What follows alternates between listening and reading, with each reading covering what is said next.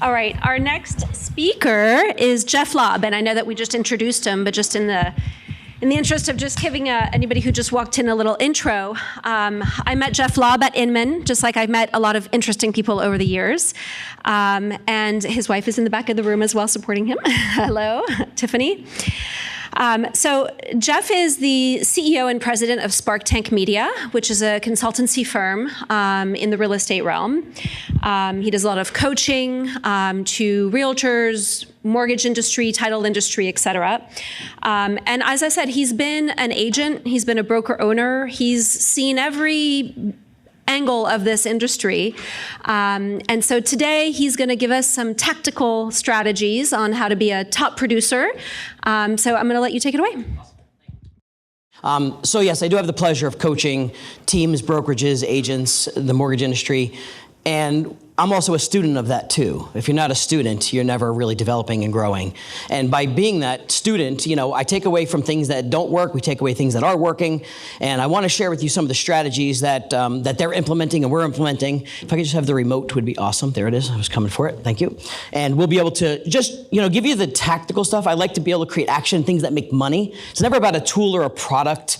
To me, it's about how do I use it to differentiate myself? How do I win that listing? If I'm competing with a top producer, how do I beat that top producer? I was a big listing agent in my day. To me, listings still drive the business. They're a catalyst for a lot of things. And now with today's social media, even more so.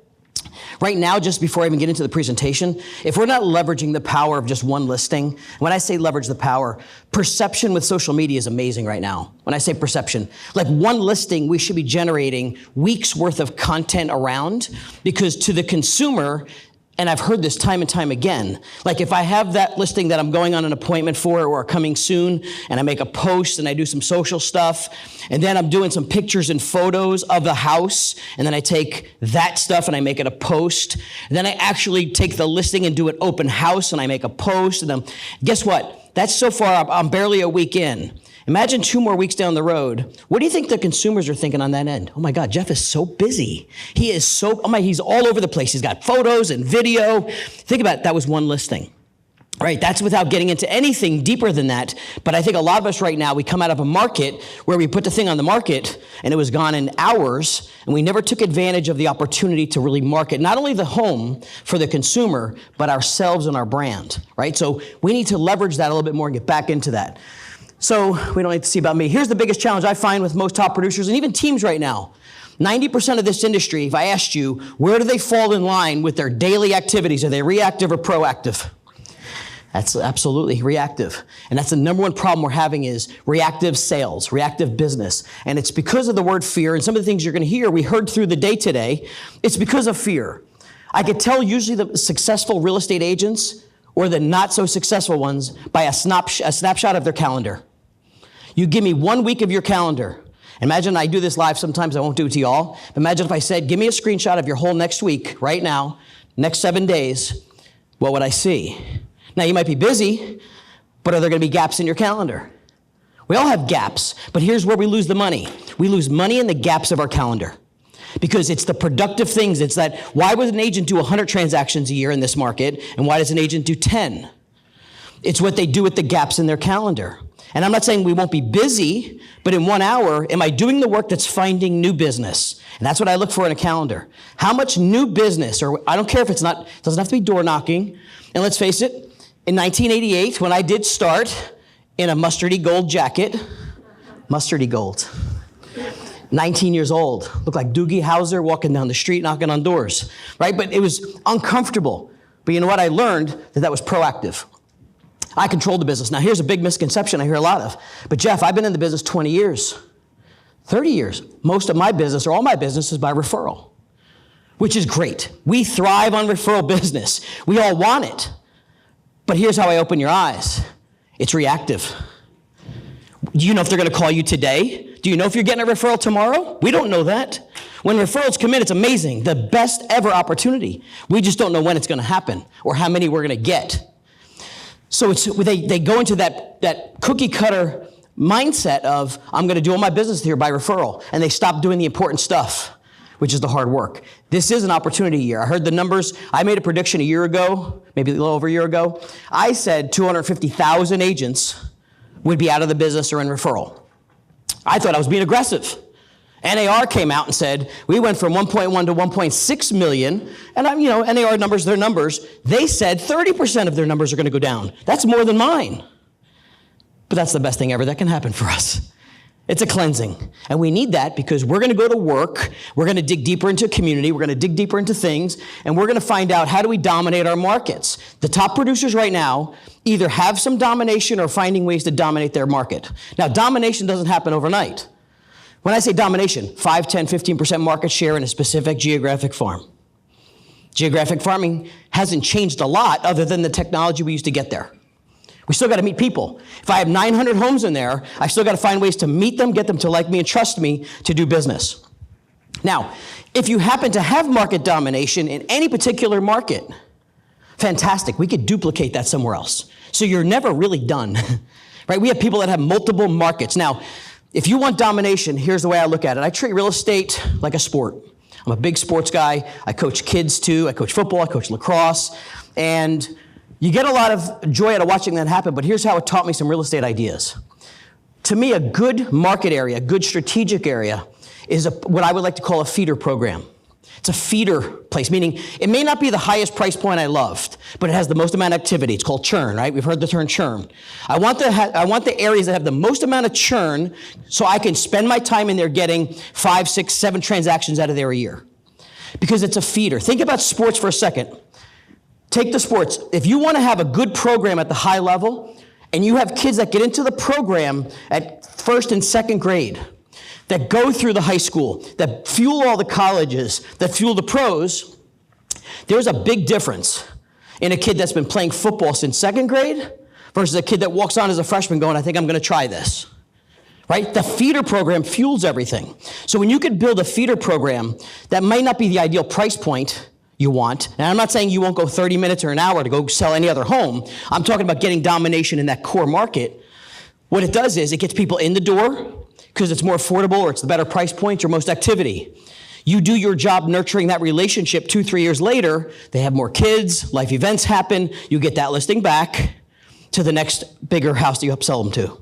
Do your job there again 4 or 5 years later, because we're in the business this long, you get the next one too. But remember, where did it all start? It started at that feeder program. It started where, I think I have it here. Oh, there, started right there. So it becomes a catalyst, right? So if you could start to generate consistent sales or rentals out of a particular area and get domination, it's steadier cash flow. Because we know how cash flow is in real estate. It's painful some days, right? You've had peaks and valleys. How many of you have had 4 or 5 closings a month and then nothing for 2 or 3 months? We know that feeling. Right? It's a pain point of mine. I made a living at this. So I just didn't want deeper valleys in the cash flow.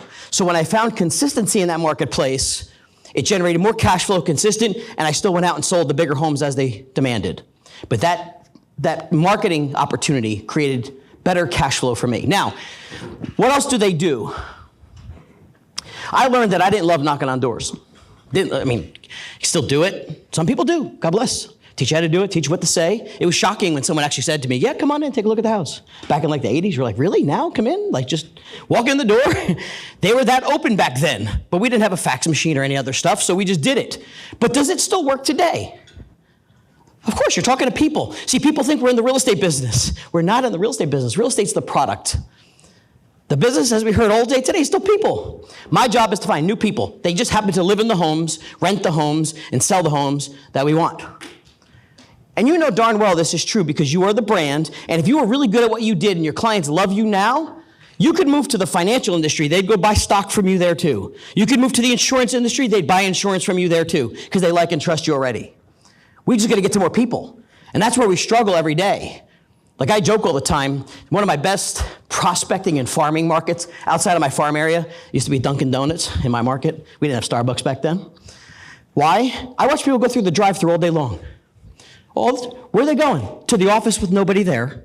And yet all the customers they want to market to are standing inside in line that live in all the townhomes that come out of that area. I'm like, well, where are you in a hurry to go to? To the office with no customers. And yet 50, 40 people standing in line going to work that live in those communities that I could say hello to, market myself to, and brand myself to are standing in line, and we're flying right past them. You see how it's upside down a little bit? So top producers have to go deeper into their community. Here's my strategy. Did you ever hear of WWJD? What would Jesus do? All right, I'm gonna change up a little bit. WWJD, what would Jeff do? If you drop me in the middle of anywhere USA, now I'm from New Jersey, but if I started off in, I don't care, Denver, Colorado, I don't know a soul there, and I have to start prospecting like anybody else, right? We just got to start. 30 some odd years experience goes out the window because I still know what to do, but I got to go do it. So here's what I would do.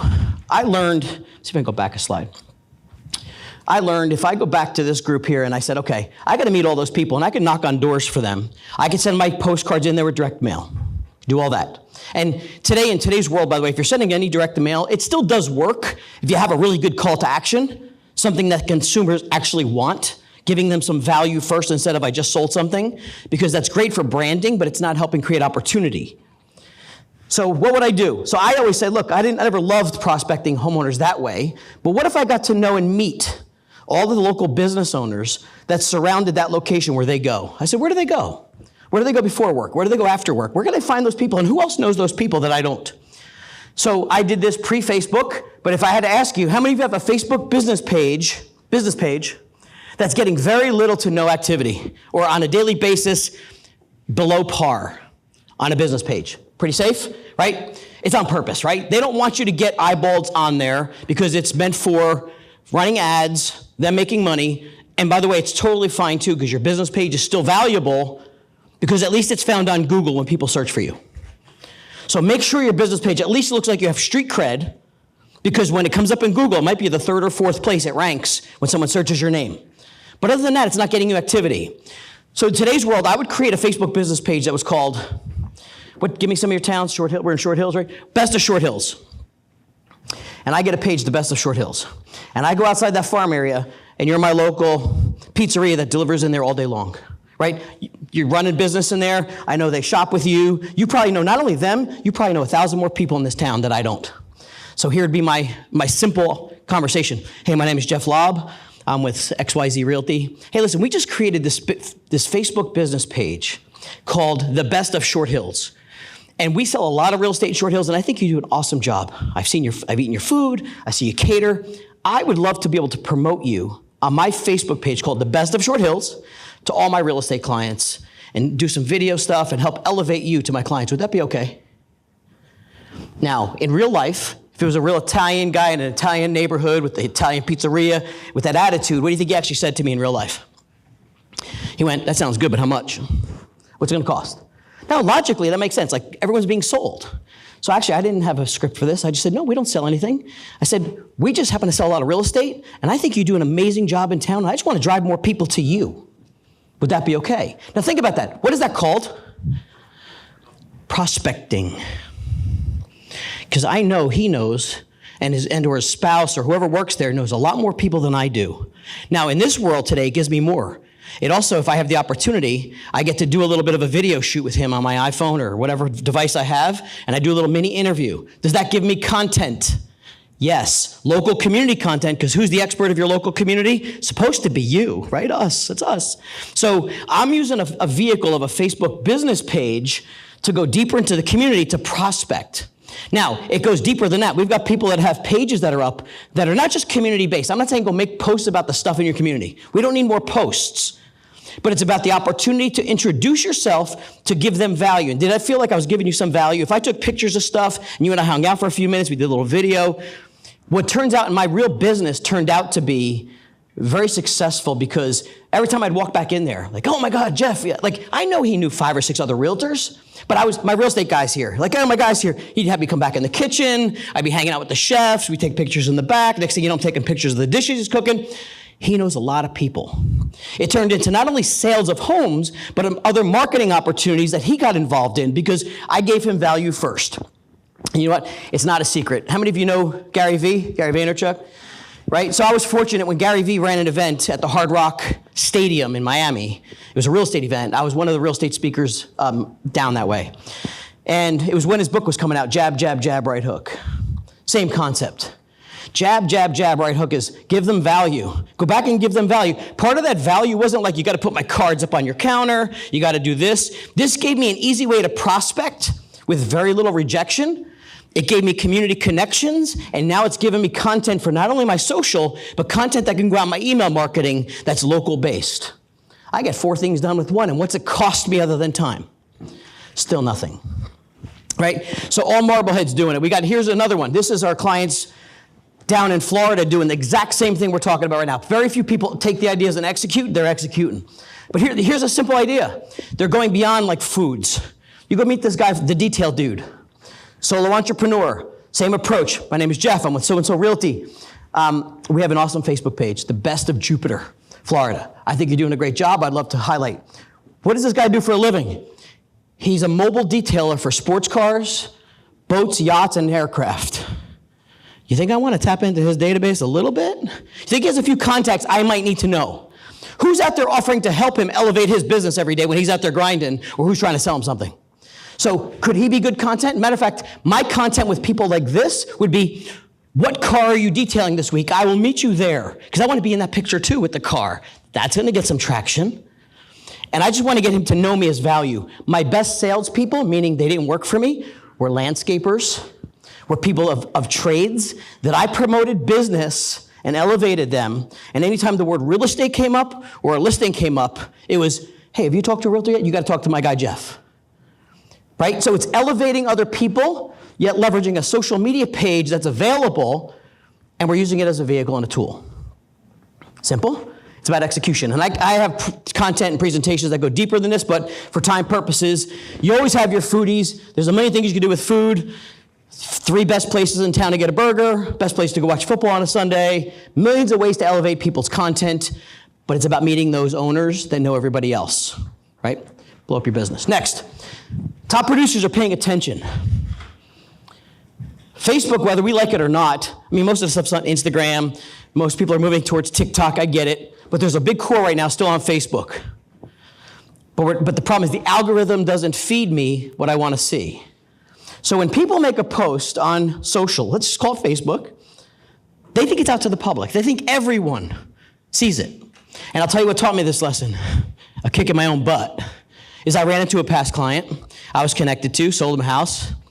Husband and wife retired. Husband loved the barn. He was tinkering around doing some stuff. And when I ran into her 3 years later, I haven't talked to her, right? Because I'm sending email campaigns and but we weren't communicating. And I just said, hey, how's it going? How's John doing? Is he tinkering in the barn? And I can see as soon as I said, how's John doing? I could just see her face. Yeah, I could see her face. Right? I'm like, what do you mean? And she's like, you didn't hear about John? I'm like, she's like, he passed 6 months ago. I'm like, oh my God. Like, I feel like now, was that on Facebook? Yeah. Obituary, all this stuff about John. His illness was there. But you know what? The algorithm didn't feed it to me. I didn't see it. I wasn't paying attention because I shouldn't allow an algorithm to drive my business, because the number one thing we should be looking at social for is listening, meaning watching people's life events so we can be human, and real estate happens around life events. So you can create a Facebook list. It's the simplest thing ever. Instead of 20 minutes of your day going through a news feed, you go create a list in your friends categories, and you create a list of all the people that matter in your life. One list, past clients.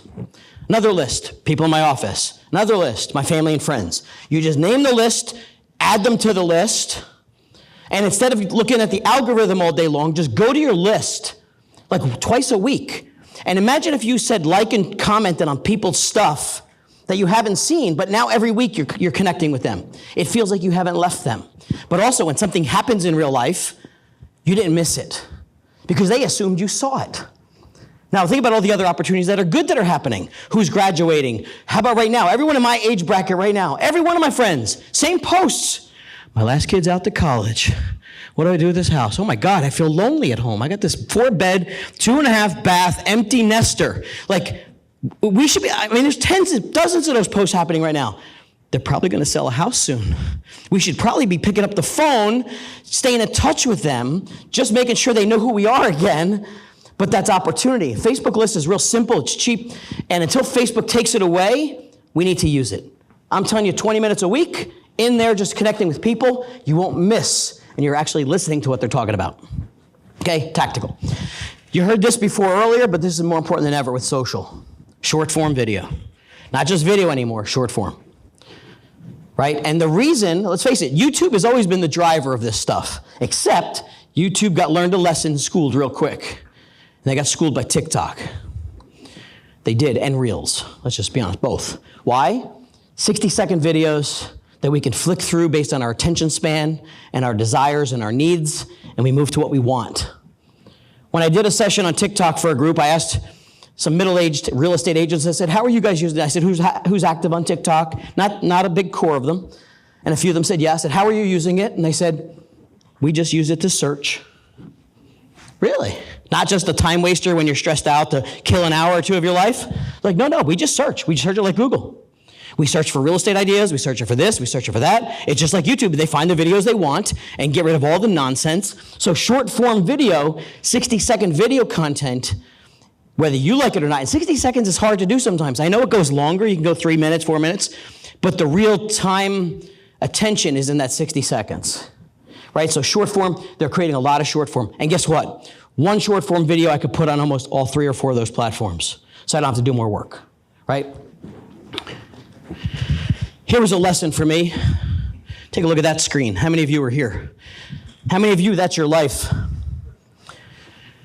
Yeah? Anybody? A little unorganized? So I learned a lesson about 4 or 5 years ago, coaching a group. I was asked to go do a mastermind, actually in Miami, Florida, with 6 teams that were all generating they were all spending $100,000 a month or more on online advertising.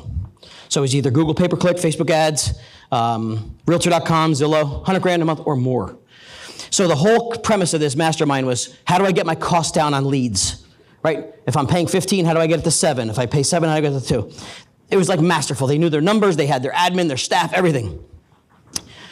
Well, it all came down to this. As I'm listening to all this, we're talking about people, and we're almost forgetting that these are humans behind all this. It was so numeric. So when I said, we're talking about leads all the time, I go, what's the value of a contact? And they looked at me like, what do you mean a contact? I'm like, a contact. They didn't know what I meant. They're like, are they looking to buy a house? I'm like, no, a contact. Like, nothing. I'm like, whoa, you are missing a lot of money. So they just stared at me. I said, let's figure this out. I said, a contact is still a person. It's someone with a phone number and an email address. What's the value of that? And they said, we got to figure this out, because they had pages and pages and thousands of these that were pretty much sitting there doing nothing. So I went through this exercise with them. I'll go through it real quick with you. It's this. If I asked you guys, if I defined a contact as someone you just met out in the lobby, you got a business card, you got a name and an email address, what's that value? Because many times, if I ask this question, if I gave you my business card today, where is that business card in 6 months? Be truthful. Trash or garbage somewhere. I used to lose FSBOs underneath my car seats. Right? My wife's in the back, she knows this. I'd find stuff written on a notepad I forgot to call back, open house stuff I never followed up with because I was so busy. You know how much value? So I want you to have sweats and nightmares thinking about the money you're losing right now when I get through this exercise. How many contacts do you think you need to add to a database? If you added them to a database, properly nurtured them, talked to them, connected with them, how many throughout the period of 1 year do you think you need to meet to turn one of them or someone they know into one transaction? And they're your numbers. You think about your own numbers. How many? Think about it. How many contacts? Regular people, how many? How many contacts do you think? Do you need 50, 100, 1,000? How many do you think you need to turn one of them into a sale in 1 year? So it could be 10%. So if you said, if you had 100 contacts, you think you would turn into 10? All right, so how many do you think you need to turn into 1? 10 contacts to turn into 1 sale? That's pretty good. 10 contacts? That'd be awesome. It's your numbers. Yeah, it's good. Some people, anybody else got a different number? How many contacts? Cold, not buying a house, not interested. About 1,000, okay. So 1,000 safe, 1,000 people, turn it to 1. Give me one more number. I'll take the medium of all this. One more number. 500, good. Okay, so those are your numbers. Jot your own numbers down real quick. Do the math. What's the average gross commission check in your market? Give me an average gross commission check in your market. 15 grand. Give me an average in yours. Any market you want. A million? Oh God, I'm hanging with you more. What else? And whatever the number is. Take that number, divide it by the contacts. What's the average value of a contact? Now, everyone's got different markets across the country. Anybody got a number? I can think commissions in my head, so somebody hopefully can come up with a quick number. Take the dollar amount divided by the contacts. What do you got? 150 bucks? 150 bucks. Now, imagine every sticky note, everything that's not written down, or that's written down not in a CRM, not being nurtured on a piece of paper somewhere, is a $150 bill. How would that feel? Would you leave it as $150 if it was sitting there as $150? No, never. We see it as people, because we see it as something that's not valuable. Now we're talking hundreds or thousands. We just don't look at them as people. Here's the averages so far across the country, just to show you real numbers. I've done the math with others. Is $8,000 is their average gross commission. 100 contacts, most felt they would have turned into one sale. That's 80 bucks. Every sticky note's 80 bucks. All right, I wouldn't, trust me, if you're in this business and you have those sticky notes running around, or pieces of paper, or business cards that are on your desk and not doing anything with them, or on the bottom of your purse, they're still people, then not only will they buy something, someone they know will buy something. So I want you to have nightmares about that one. All right, how about dead leads? Anybody have a list of dead leads? Dead, I mean dead. Like, they're not calling me ever, I'm never calling them back ever, like I'm done with them, right? I'll take them. Would y'all give them to me?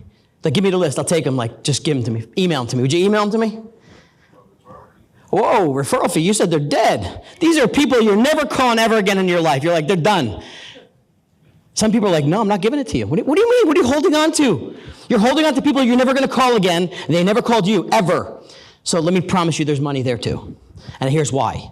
I know, and I had to learn over time, that I'm not the best on the phone. Like, my personality, I'm better in person. I'm okay on the phone. But guess what? When I called them, it wasn't the right timing either. 6 months from now, a lot of things happen in their lives. I also know that if you picked up the phone and I gave you my list, you might have better tonality, better time of day, ask better questions, and they seem to like you better than me, so they'll talk to you and turn it into a conversation when I couldn't get anywhere. But I just was so fed up, I'm not calling them again. So, and I know this because when we work with teams and they get fed leads through, let's say, Follow-Up Boss, and I got all these leads going here in a bucket, and all these leads are crap. Coach, all these leads are garbage. They're all junk. Okay, well, he's no longer on the team. We take those 500 leads, we give them to 100 to each team member, and guess what? On average, we convert 4 of that 500. We found out 3 people bought a house not from them, and we found out 5 more people are in the pipeline for future business, but they all stunk. Right? So you had dead leads, there's money there. Either you go work them, find someone that can, get a VA, but I'm telling you now there's money sitting there because we prove it all day long, and it's time that makes the life events happen we have to pay in touch with. Right? Moving along. Referrals. Y'all, I don't know if you guys have these on your business cards. I don't want to insult anybody by that, but I'm never too busy for a referral. Ever. Except this. How much time and money do we spend earning a referral? I mean, earning. Because guess what? Have any of you been in the business long enough to sell a house, 5, 6 years later goes by, there's a sign in the ground to sell it again and it's not yours? Yeah, I know. It's brutal. It's painful. I used to be so angry and realize that was my fault.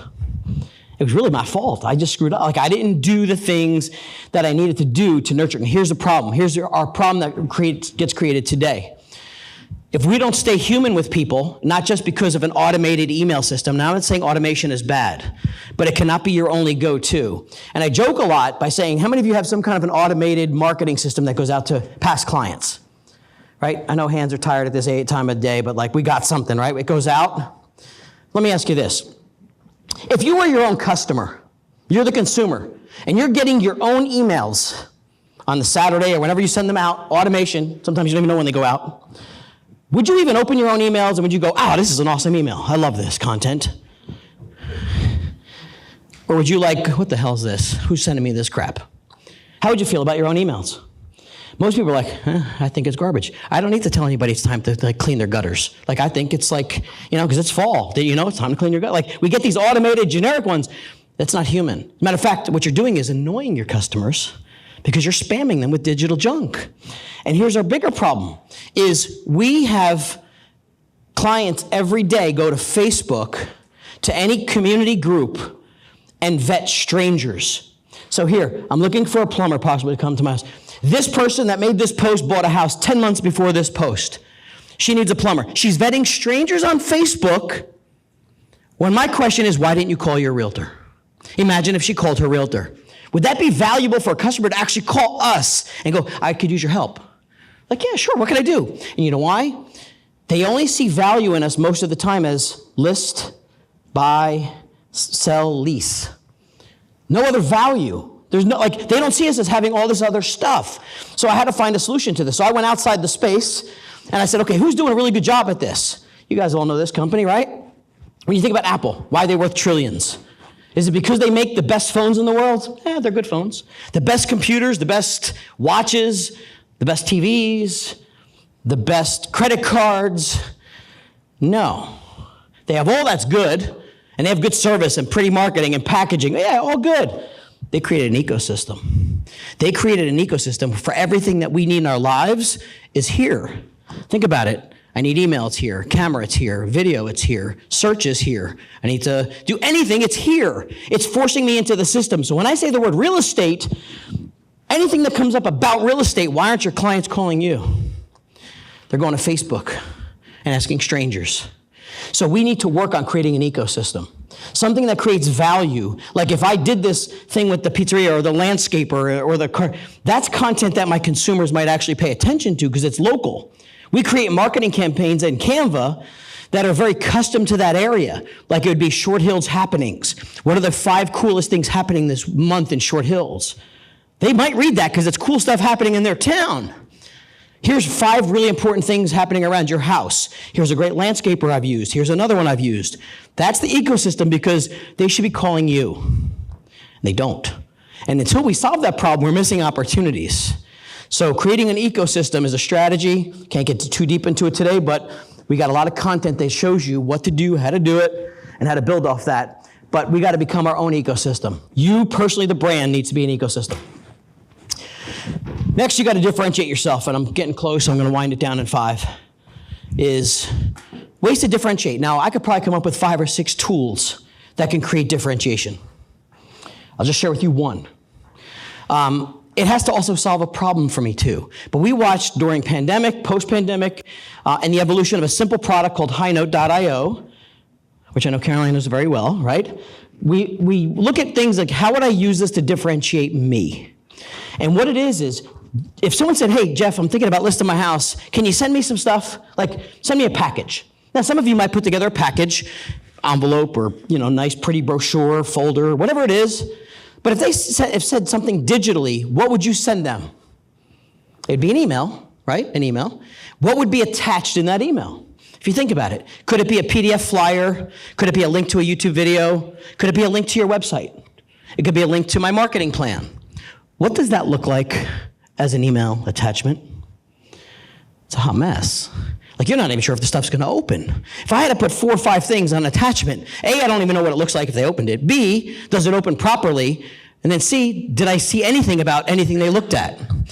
So what High Note created was the opportunity to take digital content of all mediums, PDFs, JPEGs. It could be about my team in a link, but it's in visual format, meaning that's a photo, that's a link, that's a video, and you get one link and send the customer that opens up into a pretty branded, fully branded platform that allows all of your mediums like a la carte. So one link could be your whole pre-listing package. It could be anything, to your website, YouTube, whatever it is. You can create another one that says, anybody calls me on Zillow, I'm sending them this. Why to work with me? Here's my Zillow reviews. Here's this, here's that. Could be one happens, hey, what happens after we go under contract? Here's all the things to do. So we're finding creative ways. There were people during COVID having everything prepped, meaning all the marketing. Here's about our team. Here's why to work with us. And all they did is they took the offer, dropped it in as a PDF, and sent that off to the seller's agent and the seller. Here's the beauty of it. You get all the data, everything they clicked on, everything they looked at, meaning they watched that one video on your Matterport tour for 2 minutes and 22 seconds, and they did it 5 times. Guess what they're thinking about, right? They opened my Zillow reviews 4 times, and they looked at every one of them. So now I get all the data tracking too. So whether you're using it for recruiting, building a brand, getting a listing, impressing a client, it's a simple solution. It's a link, it's textable, it's branded, and there's so many more uses we could share with it. These are samples of people. Now, I'll tell you a good hack if you want to write this down. This is fun. Do you ever want to see your competitions, like listing presentations and marketing? I always wanted to see what my competition was doing. If you go to highnote.io, there's a tab on their page called Resources. I should have a slide made up just for this. Resources. Click on it. It'll show you and give you links like, do you want to see people's listing presentations, buyer presentations, marketing, offer presentations? You click on it and you can open their actual presentations and see what they're putting in there. Really cool to do some intel of to what you should be adding to your marketing. I talked to High Note and they always said, listen, it's not that expensive, but me doing coaching, I said, I want to make sure you give my clients a discount, but I'm going to let you guys use my discount code if you want. Not my company. It's only $200 for the year if you want it, for all you want. You just got to use that little code and that thing, the QR code if you want it, for $200 to differentiate yourself in a marketplace with media that's changing all the time. Either way, what I suggest is go to Resources, and I want you to take a look at competitors' pages, because I think it's got some really cool ideas, and I'm glad they allow that up there, right? By brand, by anything else. Okay? I'll finish up here. I asked you about, I still love looking at people's paper business cards. I see all these cool things and I just laugh. Like, see that thing at the bottom, that F thing and that bird thing and that Google thing? What the heck are they doing on a piece of paper? What am I supposed to do with it? Am I supposed to push it? Like, it doesn't do anything. And I am shocked that the number one answer I'm getting is people will throw. I never thought people would just throw out business cards. I thought you would say it'd be on a pile, it'd be stuck in my purse or in my back pocket. But most audiences that I ask, garbage in 6 months. I'm like, that's crazy, because I buy all the ones with the rounded edges and the thicker card and the plastic coating. Like, no more, no more. My number one job, get in your phone. If I'm not in your device, I lose. So I got to find a way to get in here. If I'm in here, I win. I'm not just saying a text message won't work, but there's probably 10 different types of companies that offer digital business cards. And I'm not saying just to get a digital business card. I want to share with you like 2 or 3 ways to make an impression. I'll show you the one I use. I don't care which one you use. There's probably 5 others that are just as good. But here's what you need. You need a really sexy mobile site, first of all, that shows all the icons, not just Instagram and Facebook, but like search for homes, like download my contacts into your phone. You can put any link you want in there. That's simple and easy. Now, I'm going to give you a couple quick geeky tips and make it real. The terminology NFC, near field communications, all it means is if you have like a little technology thing on your phone and you tap it, like watch the phone, and you tap it, automatically it would transfer that information to your phone. Now, that's sexy when it works. When it works. I say that only because some people have an old Android or have an old iPhone, I didn't update it, that you can bump it and you're like, that's not working. I got a thick case on mine, like I put a battery case on mine. It's not gonna work that way. So 2 things I did. I went to the QR code version where you could take any of these little trinkets, the ones you stick on your phone, the ones you have on your keychain, anything you want. My first mistake was I got cool about it and said, oh, you could brand those and put your own logo on those. So I put my logo on it. I'm thinking, that's good. It's got my logo, it's branded. Well, when the tap thing doesn't work, the next thing I want you to do is scan a QR code, but I didn't have the QR code. I'd have to pull it up on the phone. I said, all right, screw that. I'm making one of those circle things my QR code instead. I don't need my brand on there. So instead, I took the QR code from my little free account, and I uploaded that as what I want them to print on the actual little pop-up thing. It's right there.